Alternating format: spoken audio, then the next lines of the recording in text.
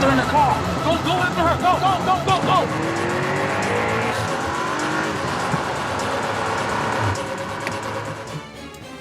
Hey, howdy, hey, awesome people of the internet, Wolfman47-here. Now, I should confess that I actually do have a bit of a sore throat today, so I'm going to try and do this vlog best I can, but obviously if my throat does dry up a lot, then I will stop and maybe do another take on it, or maybe just stick to this take, but yeah. And, you know, because it's a Christopher Nolan film, it's probably best I should really do this when my throat's better, but I just really want to talk about Tenet, so yeah. Now, originally this vlog was going to talk about specifically the ending of Tenet, because all over the internet people say that it's got one of the most confusing endings in any Christopher Nolan film. But after seeing it yesterday, so I'm filming this in July, so I would have seen this the day before filming this, I decided actually it'd probably be better off if I just do a let's talk about it, because there's so much going on now, it's best I just talk about it. So yeah, it's one of these times where every vlog's been repurposed. So yeah.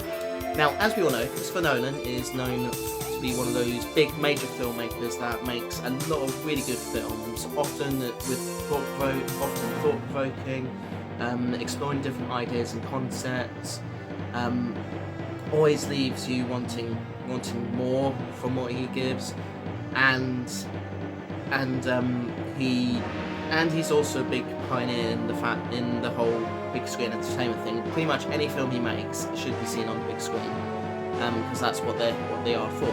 And he is a big sort of critic when it comes to big screen entertainment, because he's pushing for that more over streaming, which I think is good, because cinemas do need that money, and all his films are better off being shown on a big screen. So, with all the films that he's made, he's one of the few filmmakers I know of that has made nothing but good films. I mean, yeah, there's going to be some films of his that are weaker than others, but never of them have been, like, outright bad. They've all been pretty good. And, yeah. So, the whole idea behind Tenet is that you got an on-point sort of characterization. You got a character who calls himself the protagonist, and then characters that call themselves the antagonist. And it's just kind of a sort of a James Bond sort of thing, at least to begin with, and then you kind of realise that actually there's time travel involved, and things are played out backwards, and to go into a world where everything is played out backwards, you have to do the thing where you're basically being an astronaut, having to have a gas mask and everything to navigate. And it is a very interesting film. Not one of my personal favourites of Nolan's, and I know a lot of you will agree with me on that, because it's not exactly, it is kind of weaker compared to the other stuff he's made, but still very good. It's also notable for being the last film he's making with Warner Brothers, at least for now, because with his most recent film, Oppenheimer, he made that with Universal, because Warner Brothers were not in agreement with his views on the whole thing about big screen entertainment and streaming. So he went to Universal to create Oppenheimer, which meant that last year Universal were probably one of maybe the only studios that actually did a lot of great stuff in a year where Disney did really badly with their 100-year anniversaries. Warner Brothers weren't doing too well with DC, and other stuff as well. But anyway, back to Tenet.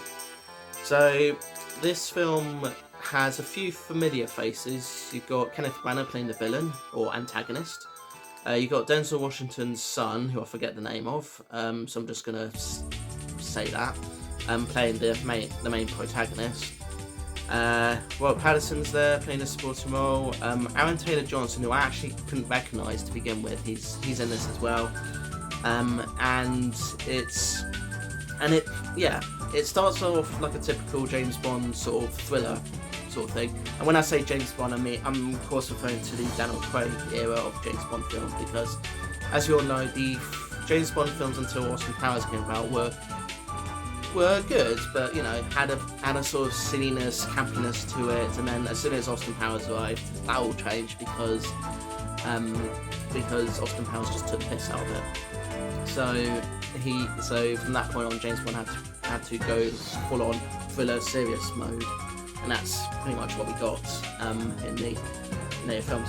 But one quite glad to see is that Christopher Nolan is always that one filmmaker that wants to explore an idea that's been done before, but he refuses to watch anything or read anything to get sort of find inspiration. He wants to actually do his own take and does not want to be influenced, which I think is really good, because it means that even though he might be doing something that someone else has probably already done already, he's still willing to give it his go. I mean, Inception, it was about dreams within a dream within a dream. It's an interesting concept, one that I think at the time was probably done, but not in a way he did it. Obviously his Batman trilogy of films is amazing, the Dark Knight trilogy, can't go wrong with that. His space film Interstellar, it was really darn good visually and had lots of interesting concepts that he explored. Matthew McConaughey was good in that. And his last film that I saw, Oppenheimer, was okay. It was a bit all over the place personally for me, but it was okay. It wasn't a terrible film, it was just okay. And then also Dunkirk, which I'll be honest, I didn't think I would call that a film. I feel it was more of an experience, actually being in the sort of Dunkirk at a time where all the soldiers are trying to leave, and taking place in two separate time points. So one set over a week, one set over a day, and another set in 1 hour, and everything's just happening. So yeah. But anyway, back to Tenet. So time travel involved, things play out backwards, and then there's this plot line where Kenneth Branagh's character has a wife who is trying to escape his clutches because he's a wife beater or something like that, and she's just trying to get away from him, and ultimately ends up doing. And I won't give away the ending, even though it's been out for a little while now. But she eventually gets the last laugh, or whatever you want to call it. And yeah, it's one of his.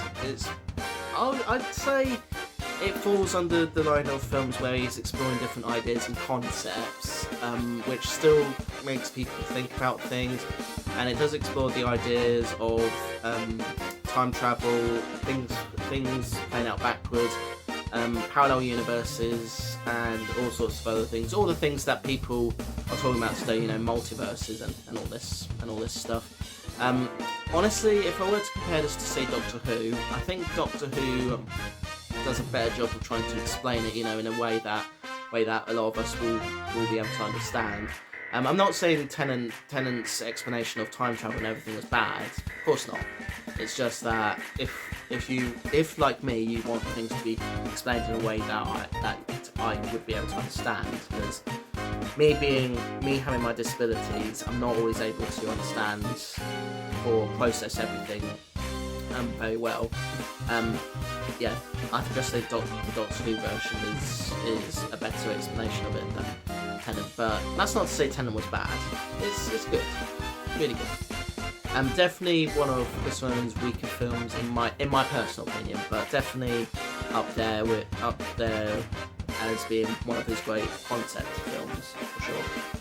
It is a shame though that after that film he left Warner Bros, because they and Warner Bros were like interlocked. They were doing so many good films, and then all of a sudden, just because of their reviews not really being in agreement with one another, he just decides to leave. So yeah. Oh, I guess it is what it is, so yeah. So, would I recommend Tenet? Yeah, I'd say give it a watch, share your own thoughts, leave your thoughts in the comments, and yeah, because love to hear what you think. I will say that it was one of the few films that was affected by the pandemic, because as we all know, 2020 was a year where pretty much every cinema had to be closed because of the pandemic, making it impossible for people to go out and actually see a film. And as a result of that, pretty much every single studio suffered major losses that year. But Nolan kept pushing for Tenet to be released in cinemas over streaming, and in the end, I think that was the only time where Warner Brothers actually did decide to release it in cinemas, albeit at selected IMAX cinemas with certain screens and everything. And then they re-released it, I think a year or two later, to help recoup the money that it lost and all that. And I think that was probably the only time before Nolan left where they actually were sort of like going, yeah, okay, we won't put it on stream, we'll put it on the big screen. And then by the time that he was working on Oppenheimer, they were like, yeah, we're gonna put it on streaming, we're not gonna release it in cinemas. And yeah, Nolan decided, screw that, I'm going to Universal. Because Universal were willing to agree to his demands. His demands being that he wants cinemas to have a chance for 3 weeks to show the film before it's launched onto streaming platforms. Agreed to a certain budget, I think, and a few other stuff, which the CEO of Universal at the time, who is very much all for big screen entertainment, agreed to it. So yeah. And before my throat dries, I'm going to end this vlog. So thank you so much for watching. If you enjoyed, if you want to subscribe to see more of my videos, please do so. The button is around here somewhere, and don't forget to hit the bell so you get notified. For those of you that are not subscribed and this is your first video of me that you're watching, I upload videos at 1 PM BST/GMT every single day, with some randomly uploaded shorts as well. Most of my videos where you do see me talking, I'm either like this, not wearing much, or I start off wearing clothes but then end up not wearing much at the end. That it's not to do with masculinity or anything like that. It's just because it's either a hot day or I just don't want to wear clothes for the rest of the day. So I'm just like, yeah, you're just gonna see me like this. So yeah, but don't worry, I'm not showing my bits. I never show my bits intentionally, so don't worry about that. And then if you like the video, hit the like button, share with your pals, and as I said earlier, leave a comment if you want to. So see you in the next one. Peace to you all, and don't mess with time travel, because you never know what will happen. It will either be a case of it will establish a new timeline, or something will happen in the past that will affect your future, and yada yada yada. Everything will happen. Everything will die, and yeah. So yeah. All right. Toodles.